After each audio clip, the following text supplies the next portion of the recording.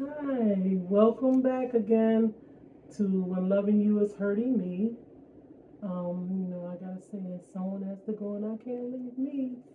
But I'm glad to see you back again. In my last episode, I didn't ask you guys, but I do need you guys.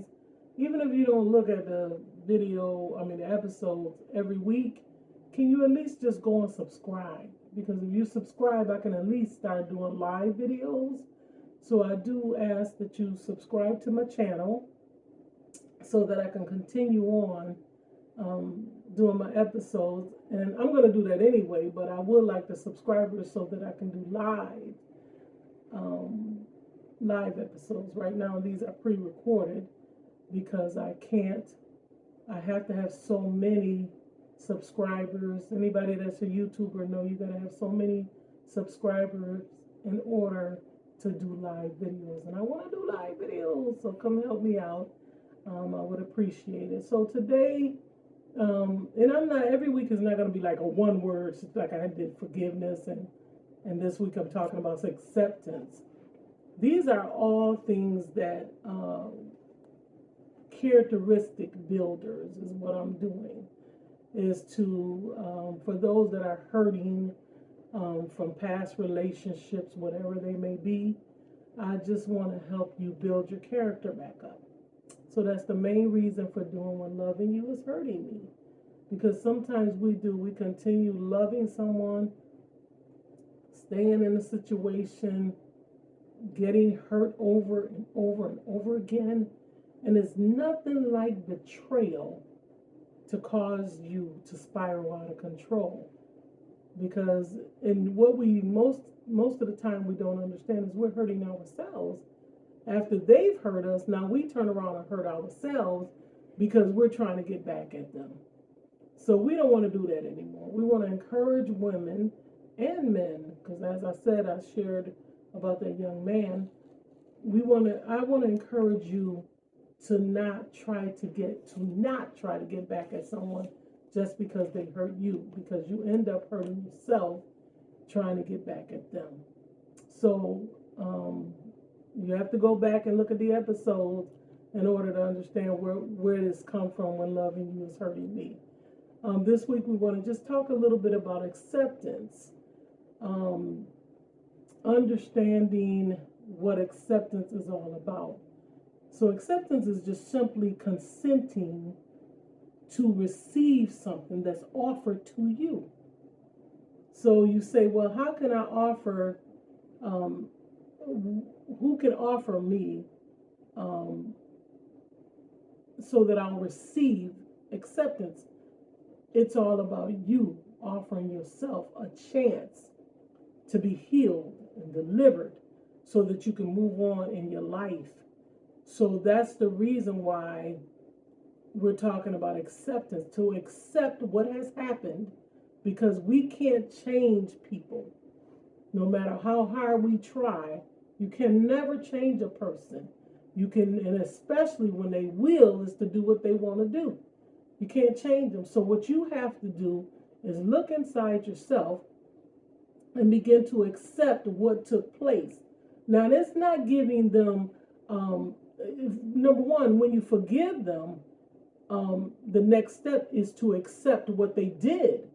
You're not, and sometimes people think, I'm never going to accept that. Well, you're never going to have the forgiveness that you deserve, because holding on to a grudge, it develops inside of you. It do nothing but hurt you. Grudges, I know people that have held grudges for years and years and years. Um, and I don't know if I've shared this in the first video, but I don't think I did, but there was another young lady that I knew, and you'll hear different stories. I have a lot of stories. I've lived a long time. So, but there was a young lady whose friend, tell me, did I share that story? But there was a young lady whose um, best friend took her husband.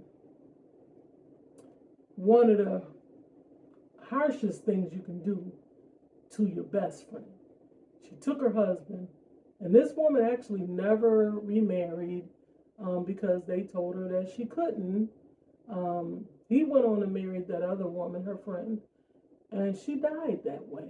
And it's sad when you live the rest of your life by yourself because of what somebody else did.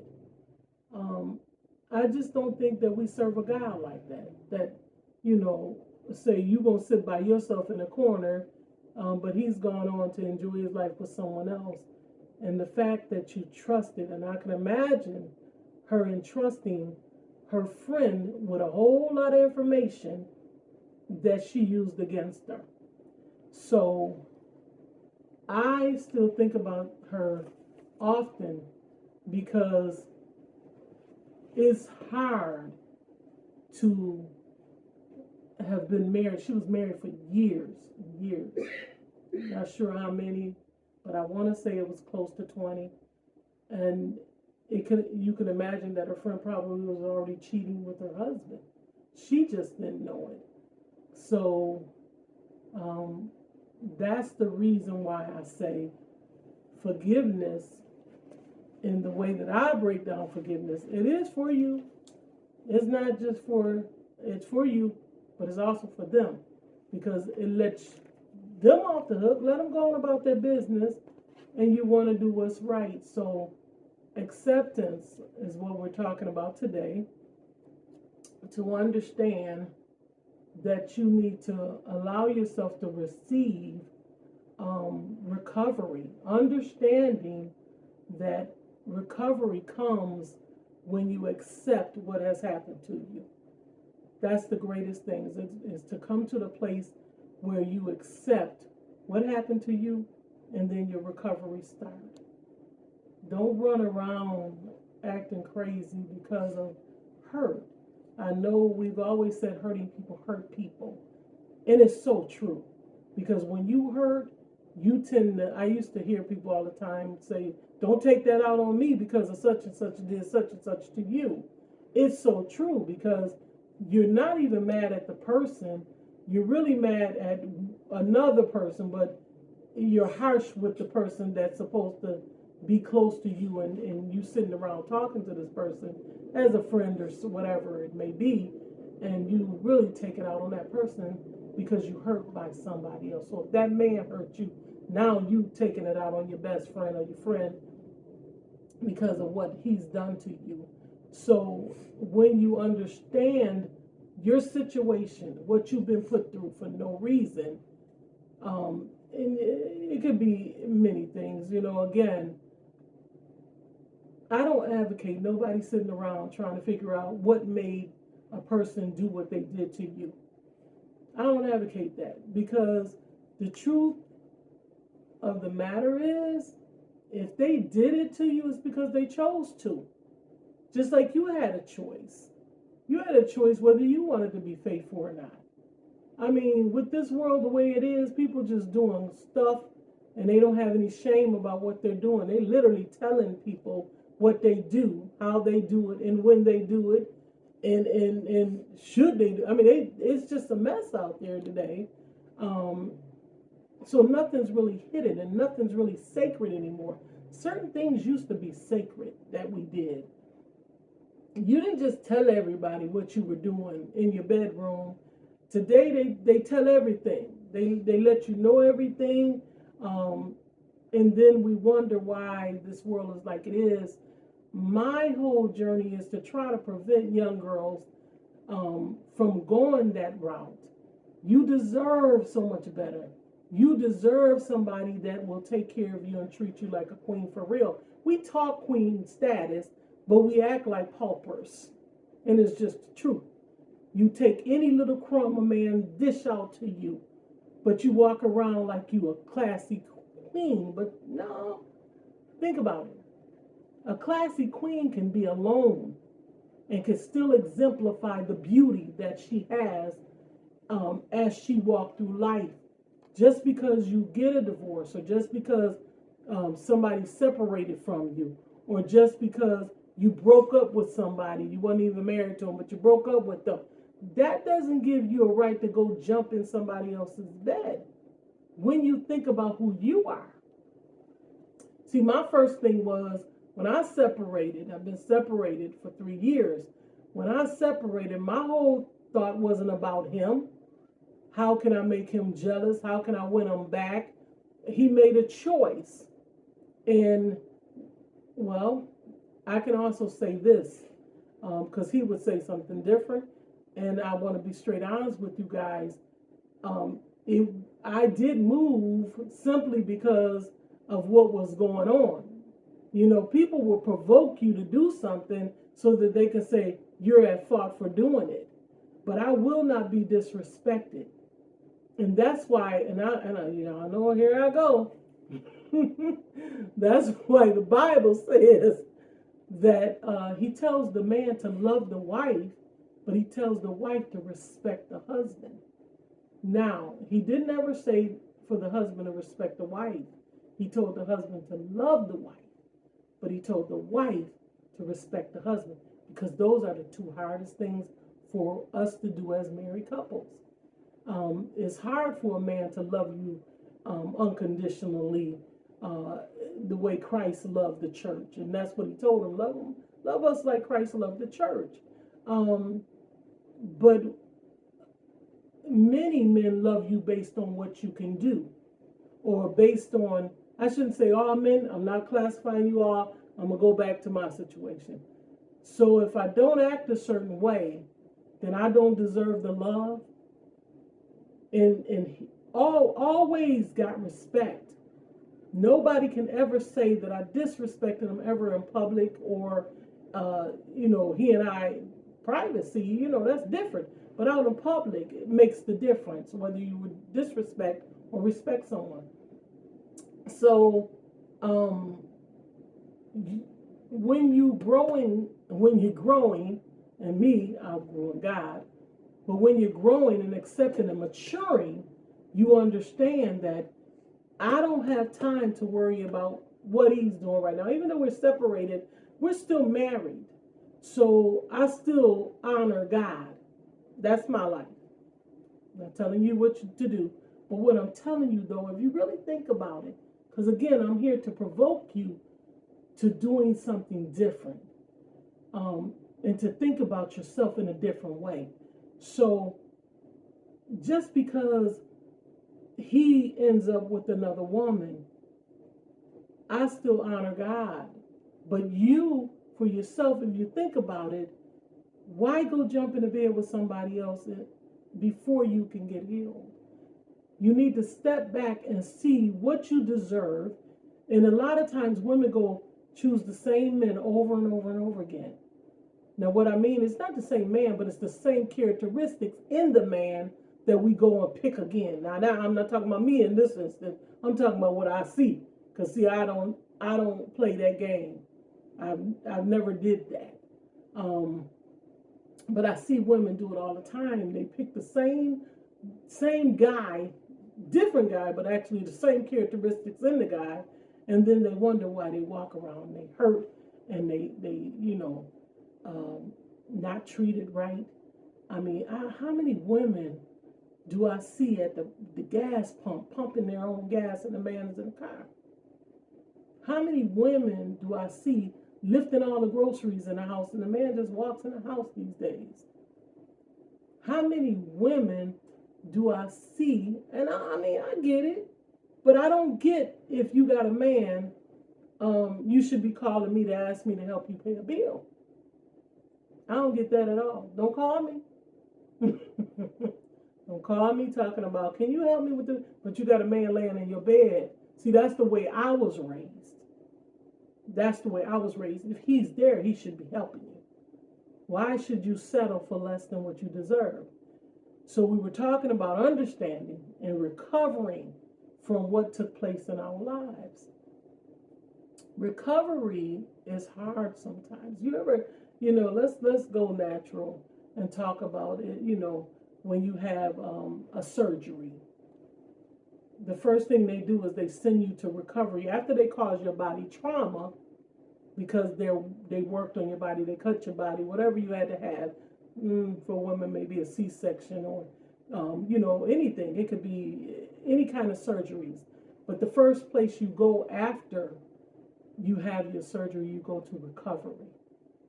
And what that recovery is to cause you to rest from the trauma that just happened to your body. So when we are in a relationship, we go for, after we come out of the relationship because of what happened, now we should be in a recovery state where we're trying to understand what really happened, what really caused us to have this problem. We have to sit back and think about that, because it's not only one side, there's always two sides to every story. And so I know what my side is, he knows what his side is. Will they ever come back together? No. But to understand, the recovery period should be by yourself. When you're in a recovery room, the doctors don't come bother you. The nurses may come and check on you. The doctor will go talk to your family. He'll tell your family, well, this is what happened, what took place, and you know. So when you are in recovery, you need to get by yourself. Only deal with the people that's going to encourage you to go on. Don't deal with them that's going to keep you waddling, girl. He still loves you. I've heard that so many times when people tell the women, this man be done abused them, misused them. Even for men, if I was crazy enough to sit there and tell that guy, oh, she still loves you, even though she cheating on you, big time. Even though she smacks you every now and then, she still loves you.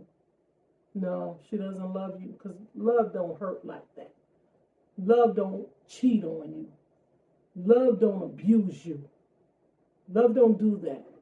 So when you're in recovery, don't talk to people that's going to encourage you to sit there and wait on this man. Now, that's your choice.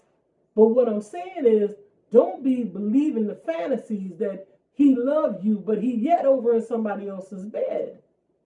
How do he love you, but he's taking care of someone else, paying for their bills, taking them out to dinner, doing stuff for them? How do he love you when you sitting there by yourself? That doesn't make good sense. Amen. Oh, well, that's the churchy in me. I just hold on, try not to, but because this is not about my Christendom. But you have to discover, your absolute worth. What is your real worth? What do you think your real worth is? Sometimes we have to sit down and write it out and tell ourselves, people do affirmations, and that's one of the words too. But people do affirmations in their mirror in the morning. They tell themselves how beautiful they are, how gorgeous they are, and whatever factors, they're intelligent, and they build up their characteristics by speaking to themselves.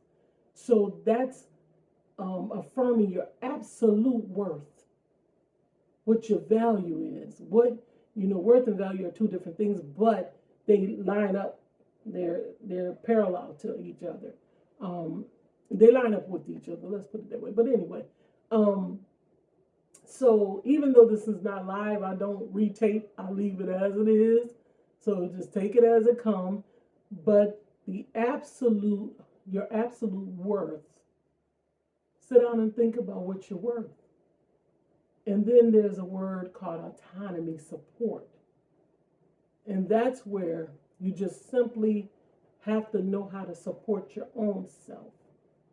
You don't look for your friend, your mother, your father. You don't look for all of the support outside of yourself. You look within yourself and support yourself so that you can build yourself up, so that you can become the woman or the man that you were before, or maybe even better.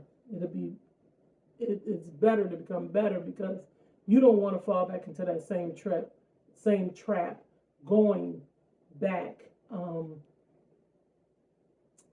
the same situation or acting the same. One thing about maturing, it causes growth in many areas when you become mature. So you no longer see things the way that you used to. And so we want to talk about responsibility. Take responsibility for yourself. Know that you are not perfect, or shall I say, we are not perfect. So we make errors too. And there were things probably that we did within the relationship that shouldn't have been done. But it still doesn't give a person a reason to, the world call it ghost you, meaning they leave and don't let you know, or they moved on, but they don't want to tell you that they moved on. And you can't sit around and have regrets for their behavior. Stop regretting what they did to you. You may never ever get a apology. You may never get them asking you to forgive them. And what most people I'm gonna go from, because I'm female. What most men don't understand about a female is most females don't want you to just forgive them. I mean, you to come and say, forgive me for what I did. Well, most females wanted to be with you. They wanted you in their life. So simply saying, forgive me for what I did to you does not really help the female, because the female is sitting there saying, well, forgive you. You should be here with me. What did I do? And, and a lot of females will beat themselves up trying to figure out what they did wrong, because now he broke up with you or went and cheated on you. And now here he's back to say, can you forgive me? But he's not saying he want to get back with you. He's just saying, can you forgive me? Because he want to be released from the guilt of what he did to you. What do you do in that case? If he hasn't asked to come back to be with you, then release him. Let him go. Release. Don't hold him to his little regret in his little mind. If he's not asking you to reconcile with him, and he's just asking you to forgive him, forgive him. It takes nothing from you to forgive him. It hurts because you want him, but it's better to let him go if he doesn't want you. You don't want to be with somebody that don't want you. You want to be with somebody that cares about who you are, not just for what you can do for them or for you to meet their need, but they care about the person that you are and what you have to offer outside of always giving. You know, women have a tendency of giving. But I'm a giver, I'm a giver too, but I have learned wisdom with my giving. I've learned a lot of wisdom. So I don't just do things randomly anymore, and just feel like, oh, I'll get that back. I'll get that money back, whatever. Now I do. I think about what I'm doing. I pray about what I'm doing. I don't just randomly help somebody just because they say they need help. And we're dealing with the acceptance of what you've been through. Do you ever think about all the things that you've come through in life? Many people, I've known women that's hard for them to get over with their relationships because they have past situations that happened to them, abuse, molestation, incest in a lot of cases. And so it's hard to get over that. And then when you get hit by betrayal from the man that you love, that's hard. That's a hard hit because you put in to that man what was taken out of you as a young girl. You say, well, they did it without permission, but he has permission because he's my husband. So he has permission to do what we do as a husband and wife. But when I was little, the person just took, my value, took my word, stripped me of things because they could.